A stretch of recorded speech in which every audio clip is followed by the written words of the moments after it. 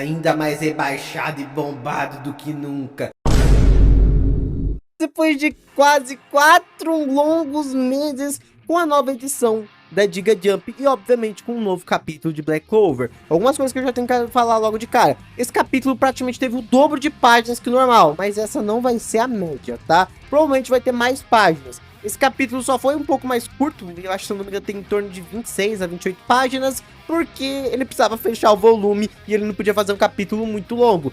Então agora tá fechado o último volume do semanal de Black Clover tecnicamente, e os próximos volumes vão ser com uma caralhada de páginas, provavelmente em torno de 4 capítulos por volume. E outra coisa que eu tenho que lembrar, caso você não lembre, Black Clover se tornou trimestral e tá sendo lançado na Giga Jump. Na verdade é um trimestral mais ou menos, de vez em quando é 2 meses, de vez em quando é 3 meses. Tanto que a próxima edição vai ser em fevereiro, então... E vamos falar desse capítulo que tem muita coisa, mas tem, assim, bastante coisa pra comentar mesmo. Foi um capítulo muito bom no quesito de ação e de revelação. A gente continua a partir daquele momento que o Asta e o Yuno começam a enfrentar o Lucius. E é bem interessante que esse capítulo tá cheio de página colorida. A primeira página desse capítulo é toda colorida, deles falando que o jogo agora está virando. Afinal, era 2 contra 1, mas na verdade, como o próprio Lucius falou, isso daqui é um 4 contra 2. Sim, aparece mais 2 clones do Lucius. E ele falou que ele tem mais uma porrada por aí. Se eu não me engano, 11 clones espalhados aí pelo reino de Clover. Mais os seus paladinos e anjos já criados. Falou que eles não tinham muita chance nesse momento, não. Outra coisa que é bem interessante, que é a gente ver ao mesmo tempo a nova página colorida desse capítulo. E assim, que página colorida foda, tá, pessoal? Destaque também pro André Moleque, que tá aparecendo lá no cantinho escondidinho. A gente sabe que ele tá escondendo alguma coisa. Só espero que ele não seja um Zetsu negro. E também a gente acaba notando que a mãe do Asta também aparece no pôster. Bem interessante. Porém, nada disso acaba abalando o Asta. E ele acaba se lembrando de 2 coisas muito importantes. A primeira é que caso você goste do conteúdo do canal, por favor, não esqueça de deixar o like, se inscrever que vai me ajudar demais. Sério, por favor, se inscreva aí, vai estar me ajudando demais. E também, muito obrigado a todos os membros do canal, vocês estão ajudando muito, muito mesmo. E se puder se torne membro, você vai ter acesso a vídeos antecipadamente exclusivos. Já estou trabalhando no vídeo, por exemplo, falando do final de Shingeki no Kyojin, que vai ser exclusivo para os membros, tudo bem? E sim, foi um momento merchan. Sim, isso aqui é importante, mas não é exatamente sobre o que o Asta se lembrou. O que ele se lembrou é o que aconteceu com os touros negros após receberem a sua anti-magia. Eles estavam estranhando, falando, caraca, a minha mana sumiu, mas eu ainda tô sentindo ela, que merda tá acontecendo aqui? É muita informação. Quem é essa mina doida aí? Isso daí é a irmãzinha do Capitão Yami.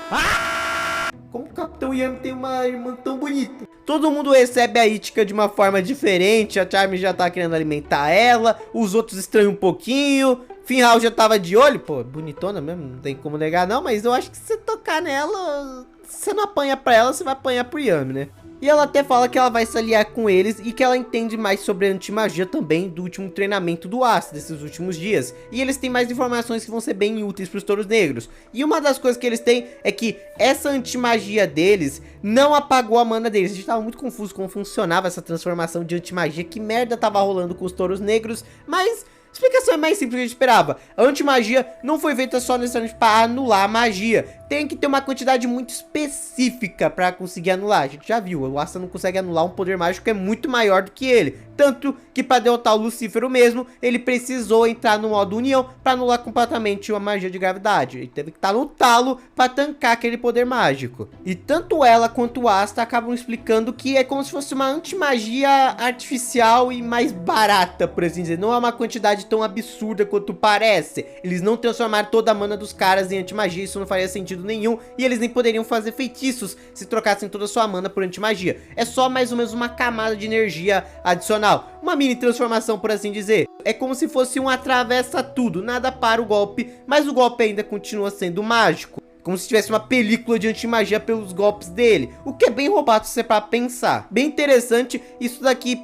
faz sentido, inclusive, porque a gente já viu que dá pra fazer isso desde sempre. A espada de antimagia mesmo do Asta, a Lar do Demônio, consegue acumular magia e utilizar ela. Então, meio que faz sentido, depende da quantidade mesmo pra dar certo. Porque se tiver demais, a antimagia vai anular. Se tiver magia demais, ela não vai conseguir anular o suficiente. Então fez sentido a explicação, tá aqui pra quem tava curioso, tava ainda com os neurônios fritando há uns 4 meses. tá aí. E tem mais coisa. Porém, a gente retorna pro presente com a luta do Magna e do Luke contra um dos Lúcius atacando no 100%. Não só contra o Lúcius, mas também contra um anjo. O Luke tá usando todas as suas magias e agora elas estão com a nomeação de Black Magic, né? Tipo, magia negra. Então é bem interessante, todas elas ganharam esse acrescento desse nome Black, né? Agora temos realmente o Black Clover.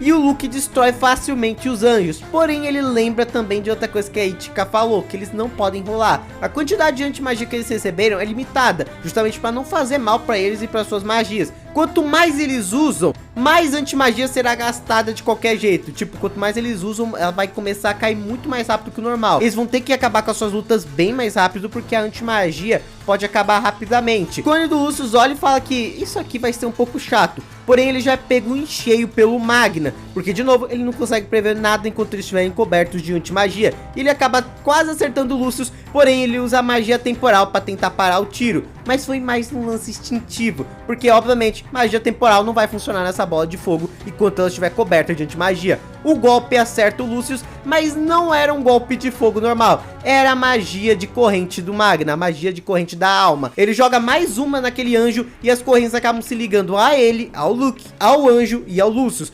nivelando o poder dos 4 finalmente. Porém, eles matam o anjo logo em seguida, dividindo o poder mágico dos 3 igualmente. E de acordo com o Magna, agora é só eles acabarem com o Lucius, mas não vai ser tão fácil. O Lucius começa a lutar pra valer, e mesmo com os dois lutando no talo e gastando toda a antimagia, eles ainda estavam se ferindo. O cara é muito forte. E aí, meus amigos, tem uma porrada de painel duplo nesse mangá e uma porrada de cena de ação. É muita luta seguida em cima de muita luta. O cara caprichou muito no retorno do capítulo. Inclusive, lá no painel da Jump Fest desse ano, que é o evento da Shueisha sobre a Shonen Jump e outras revistas derivadas, ele colocou o Magna e o Lucky. Então, meio que a gente já entendeu por que ele colocou. Antes a gente não tinha entendido exatamente por quê, mas justamente porque o capítulo de finalização de ano seria deles. Os dois estavam aguentando a porrada do Lucius e mesmo muito feridos, eles conseguem criar um combo duplo. Como já foi citado, quanto mais antimagia é utilizada, mais rápido ela é gastada de qualquer jeito. Então eles decidiram acabar aquilo tudo com um único golpe. O Lucius também acaba notando que a própria regeneração dele foi nerfada pelo fato dos cortes que eles estão fazendo e as queimaduras têm sido feitas com antimagia em volta, então não estava regenerando. E nesse momento de distração, Magna e Lucky mostram um combo de antimagia com magia absurda, o canhão de poder mágico nunca antes visto, uma combinação perfeita entre a magia elétrica e a magia de fogo, que praticamente criou uma reação em cadeia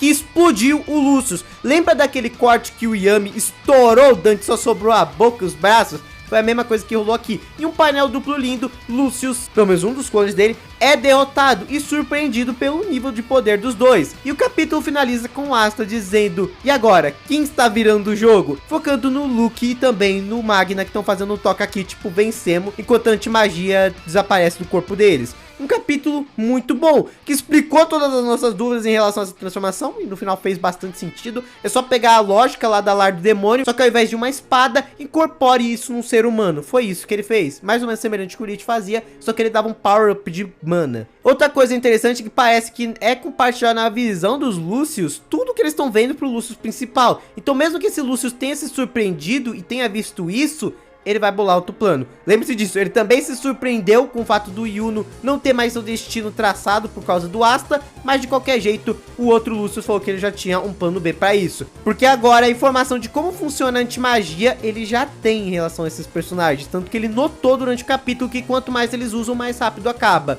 Então eu acredito que a estratégia dele vai mudar um pouquinho. Você falar que temos outras lutas, como a da Mereoleona e também da Noelle rolando. Então tem bastante coisa ainda para ser dita e mostrada nessa batalha final. E eu acho que o Reino de Diamonds ainda vai entrar no meio disso tudo. Mas bem, comenta embaixo, você gostou desse capítulo de retorno de Black Clover? Lembrando, a próxima edição é em fevereiro e deve ter ainda mais páginas do que nesse capítulo, porque esse capítulo aqui foi lançado mais para fechar o último volume. Tudo bem? Comenta aí. Eu não sei se vocês, falou e fui!